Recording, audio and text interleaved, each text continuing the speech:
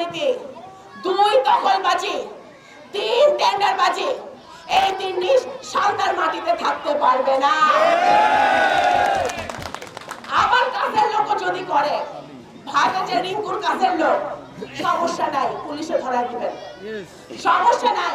আমার পরিবারের কেউ যদি দুর্নীতি করে, পুলিশে ধরাই দিবেন, সমস্যা নাই। আমার বাপ সত্যের পথে ন্যায়ের পথে থাইকা মারা গেছে, তার বিরুদ্ধে অনেক ষড়যন্ত্র হয়েছে, অনেক শত্রুতা হয়েছে, সে কখনো সত্য ন্যায়ের পথ থেকে তার সে সরে নাই, এক চুলও সরে নাই, তার মৃত্যুর আগ পর্যন্ত সে সরে নাই। আমিও সরবো না। আমি রিঙ্কু, আমি আমার বাপের সন্তান, আমি এক চুলো আমার সত্যের পথ থেকে, আমার ন্যায়ের পথ থেকে আমাকে কেউ, আল্লাহ ছাড়া কেউ সরাতে পারবে না। দুর্নীতি, দখলবাজি, টেন্ডারবাজি, চাঁদাবাজি, এগুলা আমি হুঁশিয়ার করে দিলাম আমার নিজের দলের নেতা কর্মীকে, যদি কেউ করে তাহলে পস্তাইতে হবে, জেলে পস্তে হবে।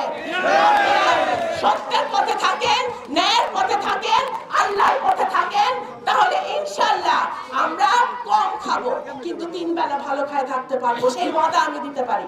ফেব্রুয়ারি 12 তারিখে বাংলাদেশে একটি সুষ্ঠু, নিরপেক্ষ, স্বচ্ছ সংসদ নির্বাচন হবে, যে নির্বাচনে সালতা উপজেলা, নগরকান্দা উপজেলা সহ সারা বাংলাদেশের মানুষ সুষ্ঠুভাবে, স্বাধীনভাবে ভোট দিতে পারবে।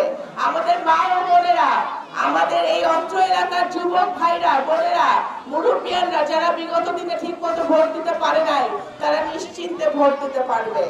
আমাদের এই 12 তারিখের নির্বাচনে আমাদের সুযোগ হয়েছে আমরা আবারও ঐক্যবদ্ধভাবে একসাথে সামনে আগানো।